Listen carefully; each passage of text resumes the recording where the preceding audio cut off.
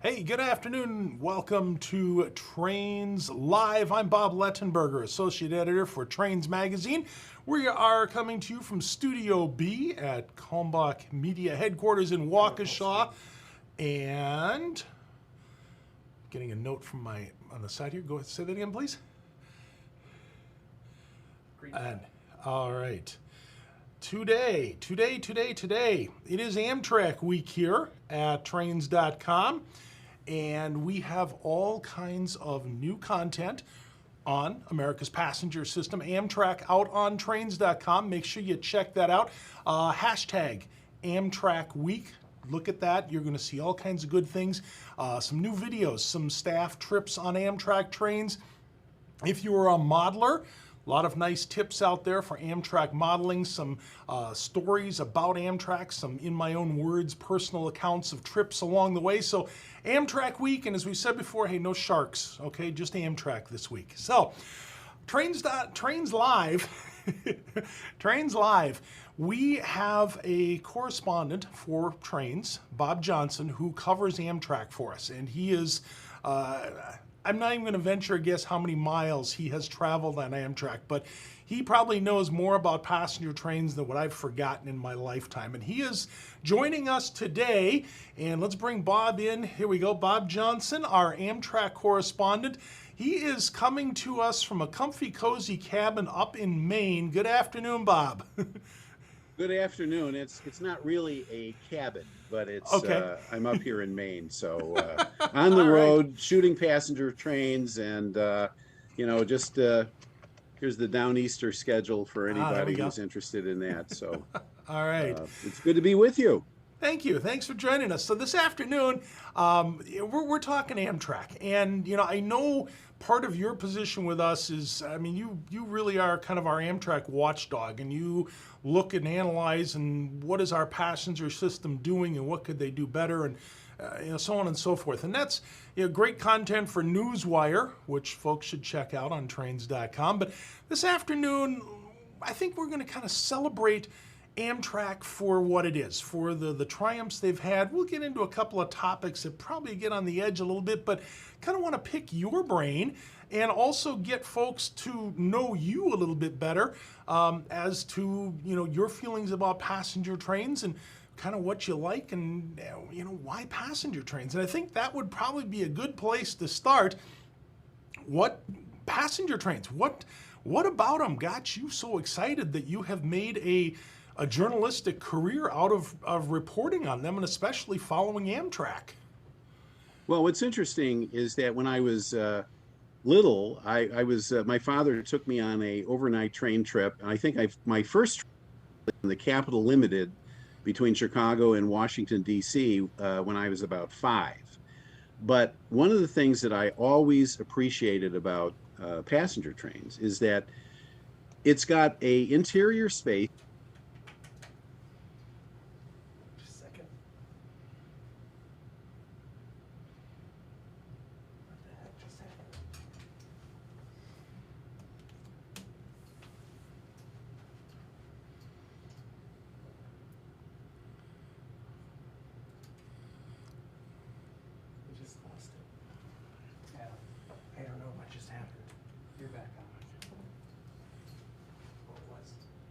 You're back on.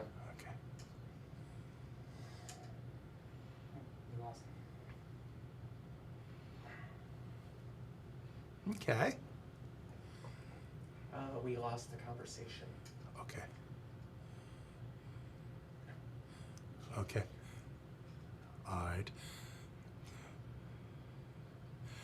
Bob, let me stop you for just a moment. If you can hear me, we're having a little technical problem here in the studio. And there we go. It looks like, there we go. You're back. How's that? Ben, are we good? Yeah, we're good. Okay. All right. So go ahead and continue on. We've got our technical problems. So did you hear what I was saying, or did we miss that? We'll need a recap. Yeah, just a quick recap about your first Amtrak trip there. You were mentioning traveling on the Capital Limited, I believe. Well, that's not Amtrak. That was the Baltimore and Ohio. Okay. And so really the standard for passenger trains for me was not established by Amtrak. It was established when railroads competed for customers for passengers. And that happened, obviously, the post-war era. I was too early for that, but the 50s, that my father introduced me to an overnight train trip. And so these were the things that were really important, that you were able to have this space on the train where you could do things that you can't do where you have a seatbelt, and Sure. it's more than just getting from here to there. Yes. So that's the standard that I hold Amtrak to. Okay. Interesting. You know, now obviously you're riding a subway, that's a train, but it's a short distance, and you're riding a corridor train. But at least on a corridor train, you should be able to get up and go to the cafe car and do things that you can't do on one of the seatbelt modes: buses, planes, cars. Sure. And it's interesting you mentioned that the standard for you goes back to pre-Amtrak, and you mentioned the Capital Limited, and I'm thinking right away, Capital Limited, there was competition with the 20th Century Limited, with the Broadway Limited, all to get people from Washington to Chicago. And yeah, the competition was fierce, and it kept the railroads on their toes. I mean, it was even down to the point where some folks might choose one railroad over the other because of the menu in the dining car. So pretty special time. You're absolutely right. And that's the thing that's interesting today, is because there is not that competition, but that competition had a very important component, and that is getting passengers to repeat the trip. And you can't do that if you don't have, or you've got one hand behind your back if you don't have those amenities. You don't make it comfortable. And trains have an advantage for that walk around space, that interior, making the best of the interior. Their disadvantage is speed. Sure. But one of the other things that they have is also the fact that they can serve intermediate communities. And yes, I think absolutely. that is more important than ever these days. So, do you have any idea of how many miles you have traveled by passenger train? It's probably around 40,000, okay. I would think. All right. I mean, I'm not one of these mileage geeks. Okay. I like to ride. I mean, I was just in Vermont, for example, and I have not ridden the extension of the Vermonter between Burlington and Rutland, which just occurred last month. But I did photograph it, and but that's an example. I mean, I've ridden every mile of the Amtrak system, which, except for, I believe, Norfolk to Petersburg in Virginia. Okay. Sure. And I've ridden to Roanoke, and everything else I've ridden. So, okay. And via Rail Canada, for that matter, as well. I most of that, except for the upper Quebec service. So we can easily label you an experienced traveler. So now, take out of all those miles, Bob, most memorable trip that you have been on Amtrak.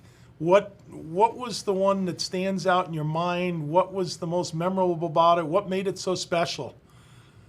I mean, I think it's really hard to choose. I was thinking about this before, and I think that the first trip that you take on a route, and this was actually before Amtrak, but it was the California Zephyr route. When I worked as a passenger agent for the Burlington Railroad in the summer of '67. So I was always interested in that train, and at the end of the summer, I used my pass and I rode that train. So the California Zephyr is still operating, slightly different route west of Salt Lake City than it operated back in 1967. But I think that's really one of the most memorable trips. And I think, but you don't have to take that grandiose trip across the country. Mm-hmm. Depending on where you live, there are other really interesting trips that people can take. And one of them, for example, one of my favorites, and where I've racked up a lot of miles, is Chicago to New Orleans on the city of Okay. New Orleans. Sure. Um, Yeah.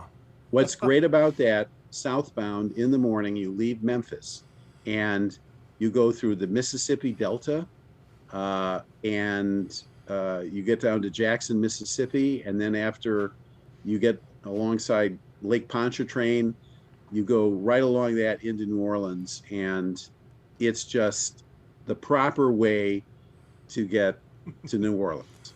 I thought, wish, I'm sorry, I wish that the amenities which this train once had and which were made famous by the overnight Panama Limited on the same route with the Illinois Central, I wish that Amtrak would see the value in this. Sure. But Yeah, they don't. They've dumbed the train down with, plated meals and what they call flexible dining. For 2 seconds there, I thought you were going to break into song. when you started listing off the cities, I thought. No, one of my previous careers was a program director of a rock radio station in Chicago, and we were the first ones to play the city of New Orleans. I wonder why that was. That was the Steve Goodman version. Yes, yeah, exactly. That's that song, a great song. It kind of brings a tear to your eyes sometime when you really listen to it. Yeah. So Bob, okay, Amtrak Week here on trains.com. If somebody came up to you today and said, "Look, I want to take an Amtrak trip. It's something I have never done before. Which train should I take? Why? What are you going to tell folks? What would be the first big thing that you would use to answer that question? I want to take my first Amtrak trip. Where do I go? How do I do it?" The first question that I would ask is where are you? Because there's always a trip nearby that you can make the best of. I just used an example of one of those. If you're in Chicago, and we talked about the California Zephyr, but if you're in New York, I would suggest the Lakeshore Limited, which afternoon departure, westbound, goes up the Hudson River and across. There is nothing, even though they have dumbed down the food service on that train as well. If you buy a sleeping car accommodation, you can sit in the Viewliner Diner, which is one of the premier pieces of equipment in the universe, I think. And the sleeping cars on the Eastern trains, which are the Lakeshore Limited, the Cardinal, which runs from New York to Chicago, another very scenic route, but does not have a Viewliner Diner. But also the Crescent from New York to New Orleans, and right now the Silver Star. Those are the Eastern trains. The Western trains, I would definitely say the Coast Starlight, which was Los Angeles to San Francisco, and I'm sorry, Los Angeles to Seattle. And those are, it depends on where you are, and you can always find a train like that. Okay. So basically look in your local backyard and get on board and just go somewhere and experience it. But I would say an overnight train is really what you want to, again, do something that you can't do anywhere else. Sure. Don't think you're on a bus. You'll bring along reading material. I guarantee you will find things very interesting outside the window. Absolutely. And that's why I like the Viewliner sleeper too, because you can sleep on the upper berth and there's a full-length window up there. Now I have a special, if you go on to trains.com, you will see there are a couple of things. I've talked about Superliners, and I've talked about Viewliner 2 sleepers, which are the new ones. And I did a little critique on coming back from Florida, doing a Brightline feature, which is in the September issue of Trains Magazine. I rode the Silver Star last year or earlier this year. And you can see exactly on this trains.com feature why I like to ride the Viewliners. Sure. And folks, if you are looking for a Bob Johnston feature on trains.com, go into the little search window and plug in either Amtrak or Bob Johnston, and the stories that he has contributed should show up there, and you'll be able to pick up on that. All right, so we're going to get on a train. We're going to go somewhere. We're going to do something that we haven't done, just have an adventure. With all your miles, I'm going to guess that you know some little secrets and tips and the behind-the-scene things about Amtrak. So now, this first-time traveler that we're working with here, what are some of the little secrets that you're going to want to tell them? Do we sit in a certain compartment because the air conditioning's always better there, or do we, if you're on this train, you make sure you ask for this waiter, or what's your inside scoop for the novice traveler? Okay, so just talking about long distance trains for the first sake of conversation. On the superliners, if you are riding coach, you just have to pick the right window so you're not by a post. The leg room on a train is better than any first class airplane I've ever taken. And that's especially true. I mean, it's especially true on the long distance trains. If you're riding in a sleeper, the roomettes are 1 through 10 on the upper level and 11 through 14 on the lower level. I like the lower level. I'll tell you why. Because, first of all, have you ever taken a shower on a train? Is that something on your bucket list? Well, it's an experience. It's easier to take a shower because the shower is downstairs, okay? On a superliner. And it is, I'll tell you, there's a place that it's really tough to do a shower, and that is that city of New Orleans, south of Memphis. That's one of the roughest rides that you can find on the Amtrak.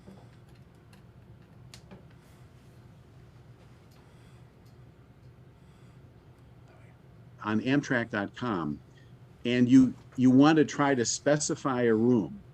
Just stay away from rooms 9 and 10, which are right at the end of the car, and that's where the door slams back and forth. Sure. Okay. So, but if you like, I mean, the lower level, I really prefer, because then, let's say the train stops at a station and they say, okay, well, everybody can have a fresh air break. Well, you're right there. You don't have to gather anything up, and I mean, I like to get out and get fresh air at every stop where it's long enough to do that. I don't understand people who just want to stay on the train. Maybe they're used to it. If a train stopped and there's time to get off, I will get off. You can count on that.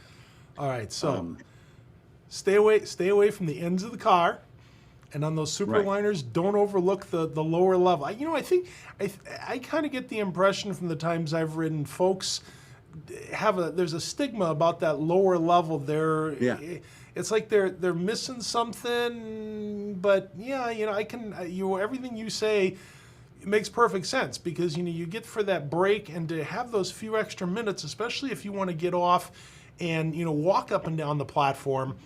Yeah, yes. That makes a lot of sense. Makes a lot of sense. Now, it's noisier down there, though. I mean, I'll tell you, it's noisier. Mm-hmm. And if you're upstairs, you have a kind of a higher vantage point. It's a little quieter. Sure.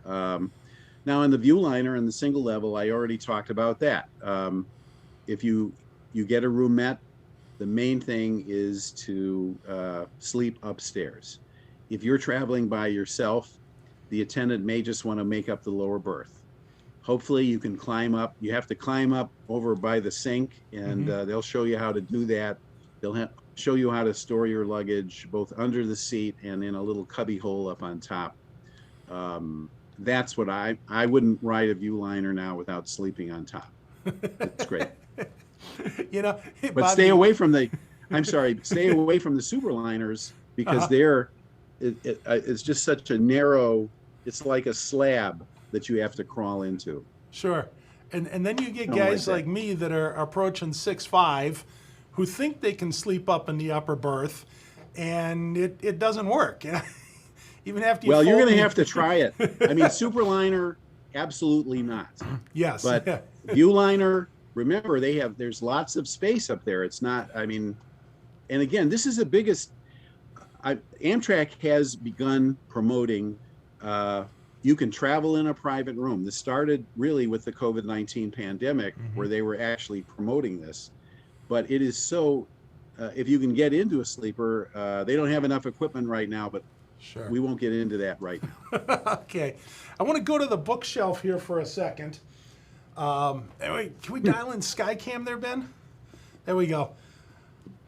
And let's see here. Let's zoom out just a hair. There we go.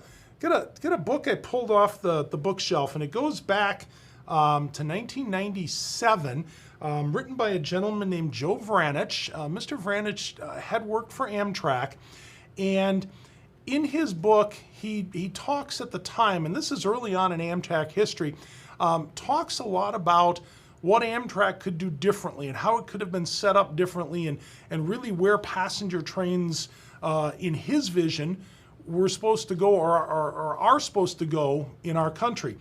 And one of the things, Bob, I want to ask you about that Vranich promotes in the book, he promotes the idea that the rail system here in the U.S. should be kind of a hub and a spoke.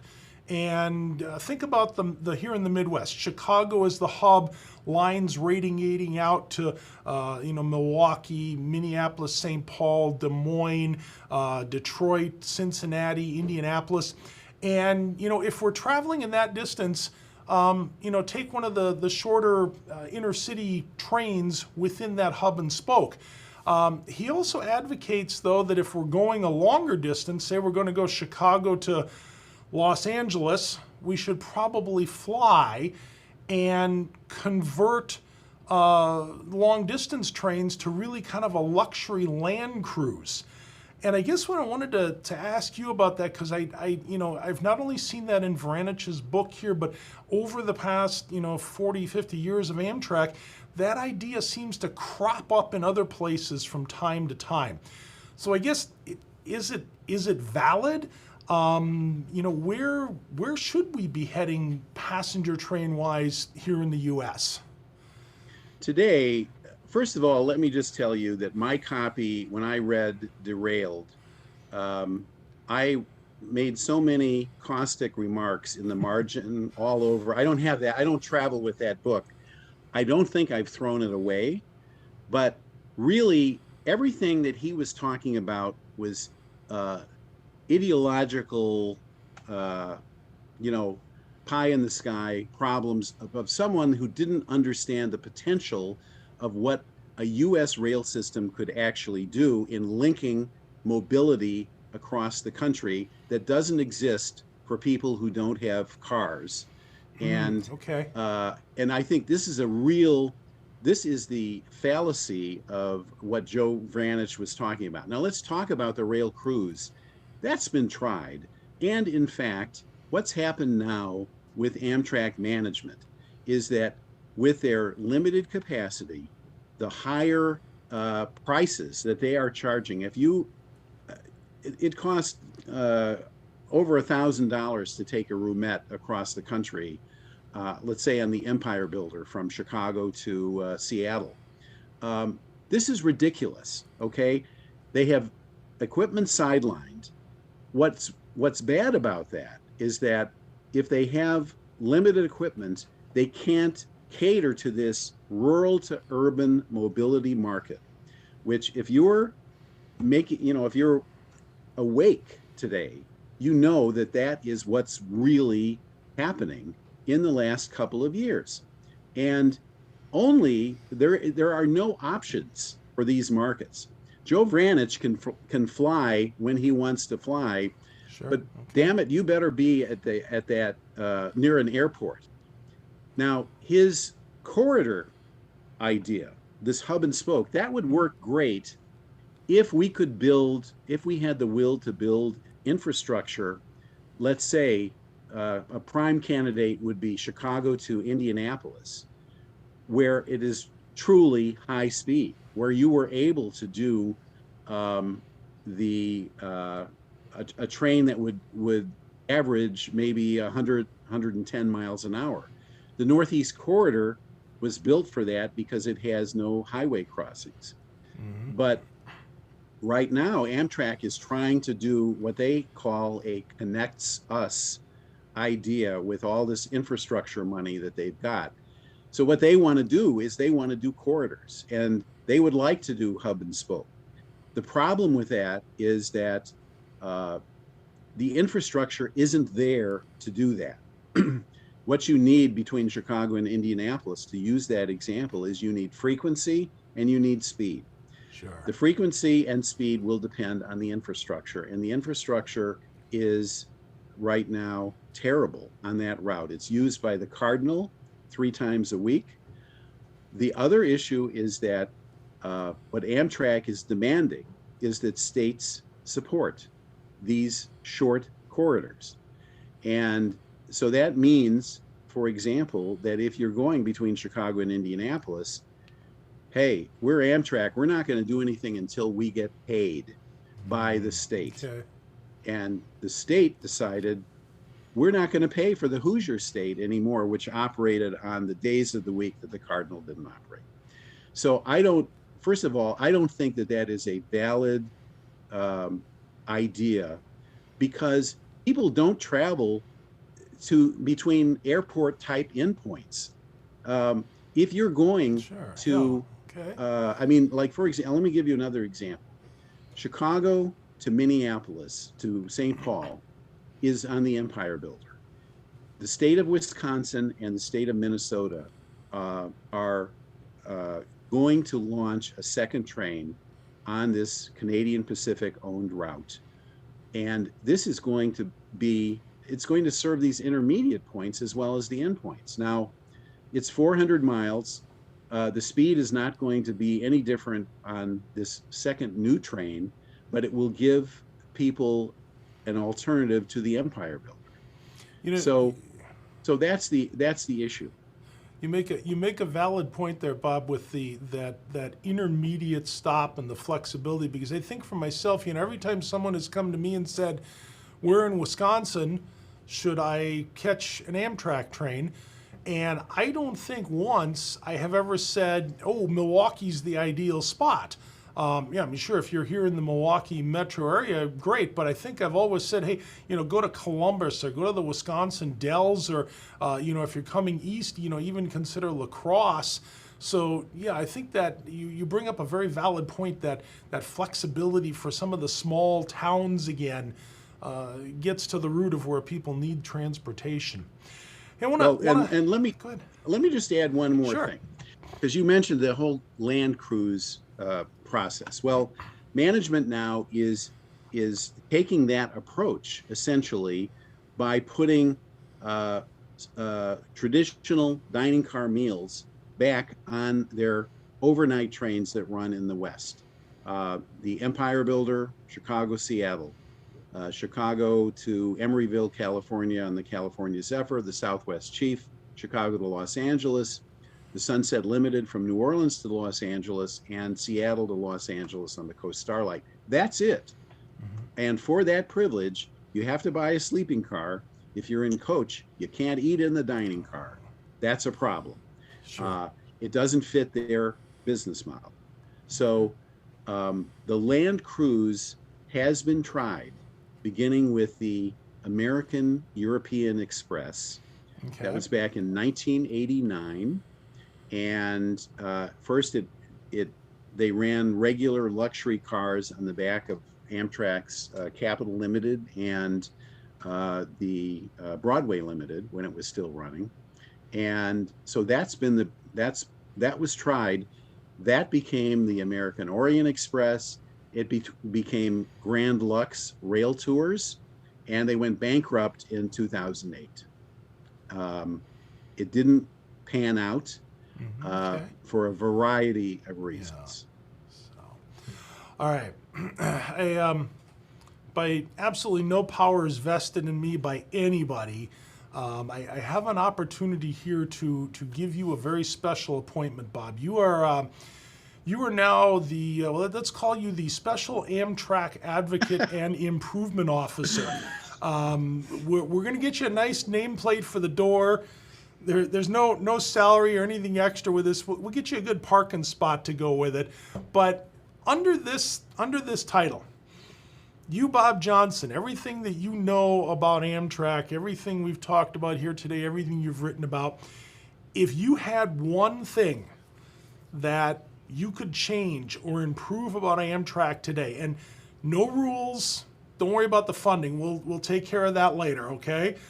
What's your one improvement? What's the one thing that you would change right out of the gate? The one thing I would do right now is to make sure that I hire enough craftsmen who know how to repair and service passenger cars to get more than, I would say there must be over 150 cars that are sitting idle right now because Amtrak doesn't want to fix them. There is money to fix these cars.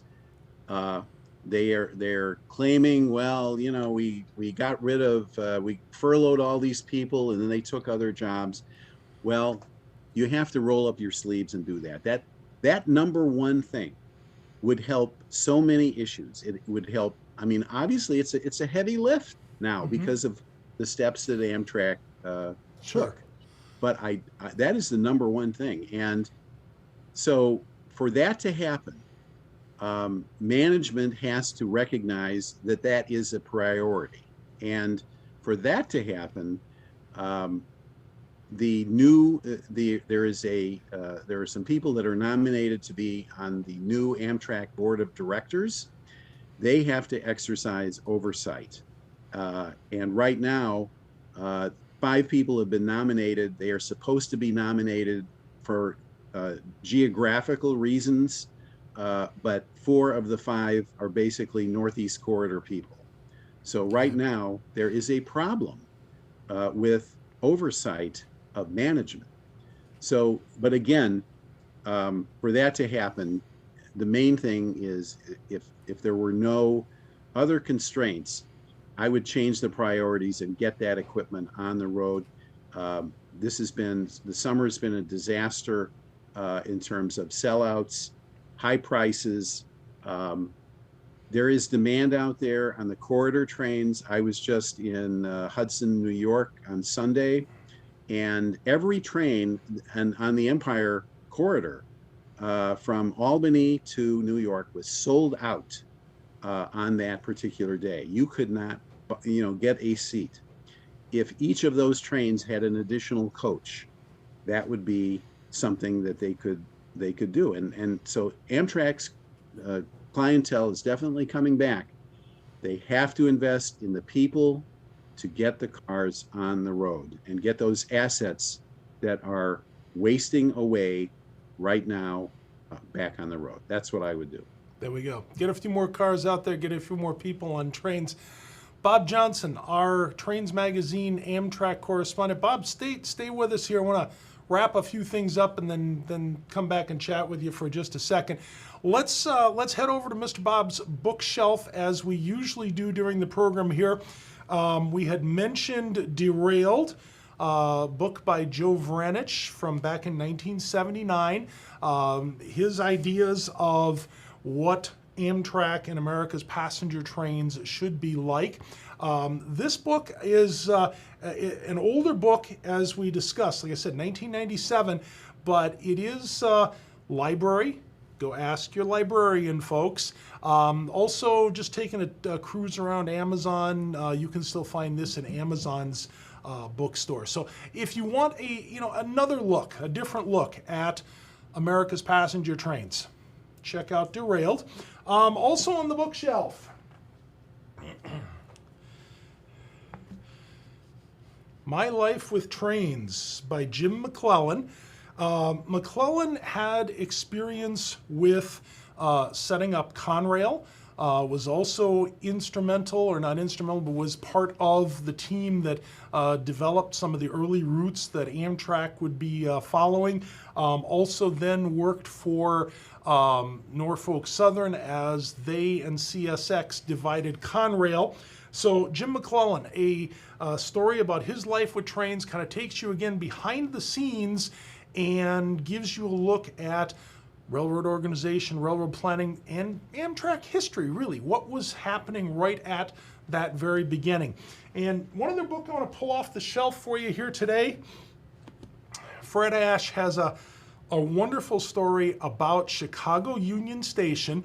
I don't want to say all, not even virtually all, but a good portion of Amtrak's long distance trains visit Chicago Union Station, and the station has got a ton of history. Movies have been filmed there. They do the Polar Express event there every Christmas. The commuter trains run in and out. So it's another one of those structures, that architecture that's woven into the history of passenger trains in our country, into Chicago as a community, and Fred Ash captures that beautifully. Now, I got to tell you, the last two here, Mr. McClellan's book and the book about Union Station, both of those, find those at our Kalmbach Hobby Store, kalmbachhobbiesstore.com. Check in there and take and order those for yourself and read up on some passenger train history with Amtrak. Next week, we are going to be back with you, and listen, we got an interesting program for you next week. We're reaching out to some folks over in England. We're going to be talking with some of the software engineers from Dovetail Games. They are the ones that do the simulation game Bass Fishing Pro. Okay, we don't want to hear about that. No, you want to hear about their other game, Train Sim World 3. The third edition is being released in early September. We're going to step in with these guys and find out what makes them tick. That's probably going to be a little scary, but they have added some new features, including weather enhancements to their program, to their game simulator. They also have a route where you can take a train over the Tehachapi route in California now. We're going to go behind the curtain and take and see what's going on there. Bob, thanks for joining us today. Enjoy yourself up there in Maine. Folks, go on to trains.com, go in the search window, search for Bob Johnston, or even just Amtrak stories or Amtrak. Guarantee you're going to see some of Bob's features and both his commentary and analysis on our passenger trains here in the country. Bob, pleasure being with you. Enjoy the rest of the time up there in Maine, all right? And will do. Very good. All right. And you know what, folks? That is going to wrap it up here for Trains Live today. As I mentioned, we'll be back next week. Hey, make sure you like the Trains Facebook page and shoot us a note if you want. If you have questions that maybe you didn't think of while we were live here today, shoot them in. We'll take a look at them in the off time here. Hey, subscribe to trains.com. There is plenty of good stuff out there. Want to see you on trains.com, and of course, really want to see you behind an issue of Trains very soon. Thanks for joining us today.